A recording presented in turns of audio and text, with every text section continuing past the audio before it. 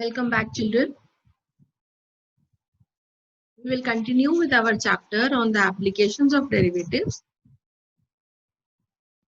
इसमें हम पढ़ रहे हैं अभी मैक्सिमा एंड मिनिमा। आपको अच्छी तरह पता है कोई भी कर्व उसमें मिनिमम और मैक्सिमम वैल्यूज लेते हुए वो कई जगह ऊपर नीचे बिल्कुल इसी तरह से जा सकता है। पॉइंट ऑफ मैक्सिमा वो पॉइंट जहां वैल्यू मैक्सिमम है, जैसे मान लीजिए अगर इसी को हम ग्राफ बना दें, ये हो गया मैक्सिमम वैल्यू और ये हो गया पॉइंट ऑफ मैक्सिमा। ठीक है, हमें सबको मालूम है।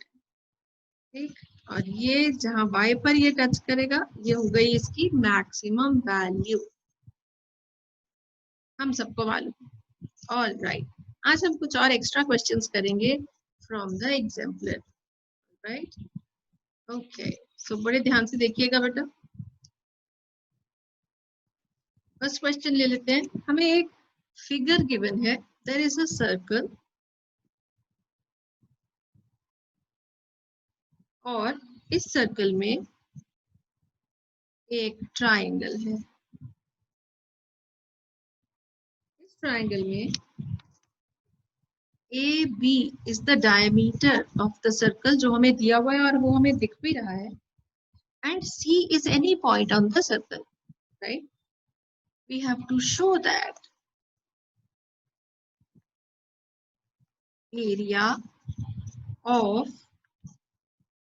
The triangle ABC is maximum when it is isosceles. Isosceles का मतलब जब इसकी any two sides are equal, इसकी ट्रायंगल की, तो ट्रायंगल की कोई भी दो साइड्स इक्वल हैं तब ये एरिया इसका मैक्सिमम होगा। अभी फिलहाल अगर हम देखें, एक साइड है ए बी, पूरी एक साइड है ए बी, वो डायमीटर ऑफ द सर्कल है, अलग बात है। दूसरी साइड ए सी, तीसरी बी सी। ठीक है, ओके, तो लेट अस सी। पहले है मैक्सिमा मिनिमा के लिए हमेशा हमें एक फंक्शन बनाना होगा, और इस फंक्शन में ऑब्वियसली जिसको हमें मैक्सिमा या मिनिमा करना है वो है एरिया। तो तीन साइड्स अगर हैं एक ट्रायंगल की तो हम एरिया कैसे लिख सकते हैं, लेट अस सी। यहाँ हमें ये दिख रहा है कि एंगल C इज 90 डिग्रीज। आप सबको पता है क्यों? Yes, very good. तो सॉल्यूशन स्टार्ट कर लेते हैं। Angle in a semi circle is right angle, very right. Angle in a semicircle is a right angle. So therefore what we can note that angle C is 90 degrees. All right. Now let AC is equal to x. ये वाली जो side है triangle की AC, हमने इसे x मान लिया। Okay,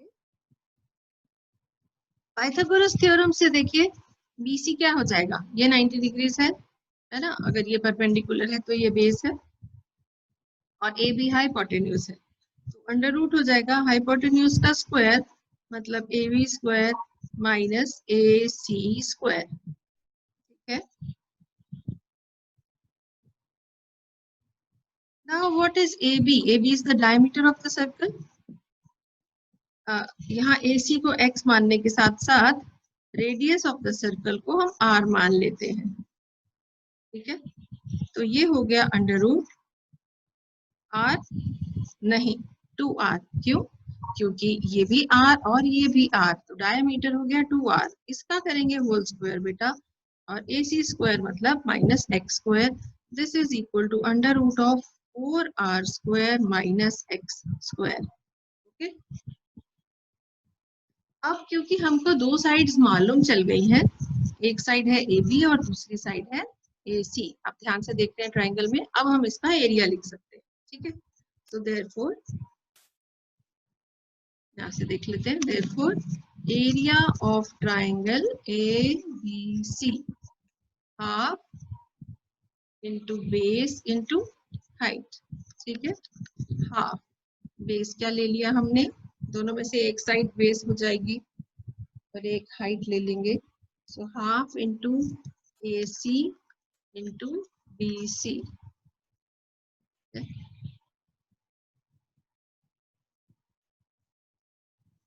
This is equal to half multiplied by x multiplied by under root of 4r square minus x square। Clear है ये सभी को? All right, good. तो नाउ ये हमारे पास एरिया फंक्शन आ गया, a मान लेते हैं इसको, a ऑफ x मान लेते हैं, चलिए। तो this is the area function. r constant है, वो गिवन सर्कल है, लेकिन ट्राइंगल वेरिएबल है। हमें ये प्रूव करना है कि ये ट्राइंगल जब आइसोसेलेस हो जाएगा, जब ये दोनों साइड्स इक्वल हो जाएंगी AC और BC, तब इसका एरिया निकालने पर ये मैक्सिमम मिलेगा, ठीक है। तो फिर स्क्वायरिंग बोथ साइड्स कर लें, बिकॉज ये अंडर रूट हमें परेशान कर सकता है डेरिवेटिव वगैरह में और आगे। तो ये ध्यान रखिए हमेशा, जब भी ऐसे हो तो आप अंडर रूट हटाने की कोशिश करेंगे और उसके लिए स्क्वायर कर देंगे बोथ साइड्स को। a स्क्वायर एक्स, ये हो जाएगा 1/4 मल्टीप्लाइड बाय एक्स स्क्वायर, ये अंडर रूट हट जाएगा 4r square minus X square. तो हम एक नया फंक्शन इसको मान लेते हैं z, और ये नया फंक्शन हमारे पास आ गया 1/4, एक्स स्क्वायर को अंदर मल्टीप्लाई कर लेते हैं, ये हो जाएगा 4r स्क्वायर एक्स स्क्वायर। ध्यान से अपनी हैंडराइटिंग का ध्यान रखते हुए ये लिखिएगा, minus X raise to power, ठीक है। ये 1/4 बाहर था, बाहर ही है, सिर्फ एक्स स्क्वायर अंदर की दोनों टर्म्स के साथ मल्टीप्लाई हो गया। And now the best thing is, हमारा जो आगे का पूरा वर्किंग रूल हमें पता है, differentiate with respect to X, ठीक है। क्या मिलेगा हमें, dz बाय dx या z डैश, कुछ भी आप लिख सकते हैं, आपको पता है।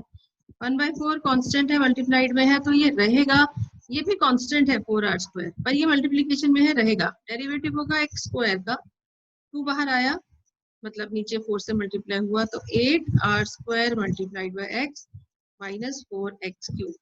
ये कैसे आया आपको बताने की जरूरत नहीं है, सबको पता है। अब फॉर मैक्सिमा या मिनिमा हमने क्या करना होता है, पुट द फर्स्ट डेरिवेटिव यानी z डैश इक्वल टू 0। अब 1/4 तो 0 होगा नहीं, तो 8r square x minus 4x cube equal to 0। इनमें से हमें x कॉमन मिल रहा है, 4 भी कॉमन मिल रहा है, हम उसे ले लेते हैं, 4x कॉमन ले लेते हैं, 2r square minus X square is equal to 0, ठीक है। Obviously x is not equal to 0, x not equal to 0, obviously वो हम रीजन लिख देंगे। इसका मतलब 2r square minus X square equal to 0, जिसका मतलब हो जाएगा x square is equal to 2r square, जिसका मतलब होगा x की वैल्यू हो जाएगी under root of 2 multiplied by r। सिर्फ पॉजिटिव वैल्यू लेंगे, है ना, x can not be negative, क्योंकि वो तो साइड ऑफ अ ट्राइंगल है, इसलिए आप अगर यहाँ सिर्फ पॉजिटिव वैल्यू लें तो वही ठीक है, दोनों प्लस माइनस मत लिखिए। हालांकि हमें पता है जैसे ही हम अंडर रूट लेते हैं हमें प्लस और माइनस दोनों वैल्यूज लिखनी होती है, ठीक है। अच्छा, अब x की वैल्यू क्या थी, x ये था AC, AC is equal to x is equal to root 2 multiplied by r। Now calculate BC।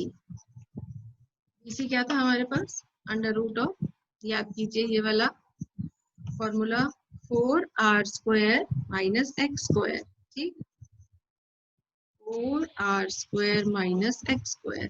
x की वैल्यू यहाँ पर पुट कर देंगे, ये आ गया 4r स्क्वायर माइनस x की ये वैल्यू है ना, रूट 2 इंटू r इस पूरे का स्क्वायर। देखिए 4r square minus 2r square which is equal to under root of 2r square। फिर से वही का वही आ गया, 2 का under root multiplied by r।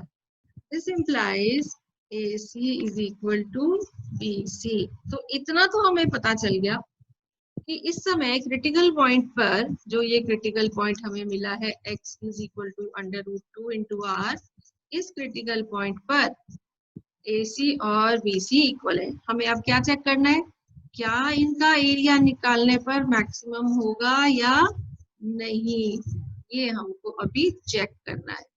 ठीक है, तो देख लेते हैं फिर ये है या नहीं।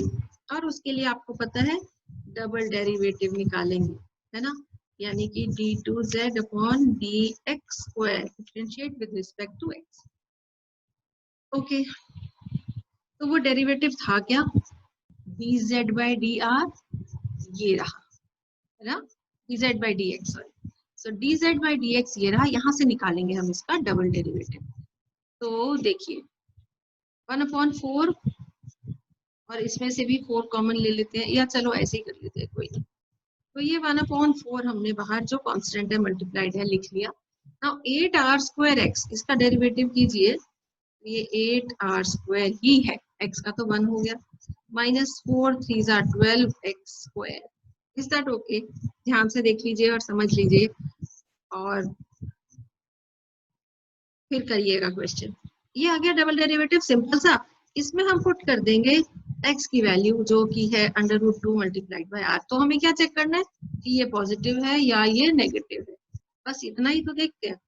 सो therefore d2z upon dx square is equal to 1/4 8r square, यहाँ तो x है ही नहीं, वो कुछ भी नहीं आएगा, -12 मल्टीप्लाइड बाय x स्क्वायर यानी कि 2r स्क्वायर। ये क्लियर है सबको?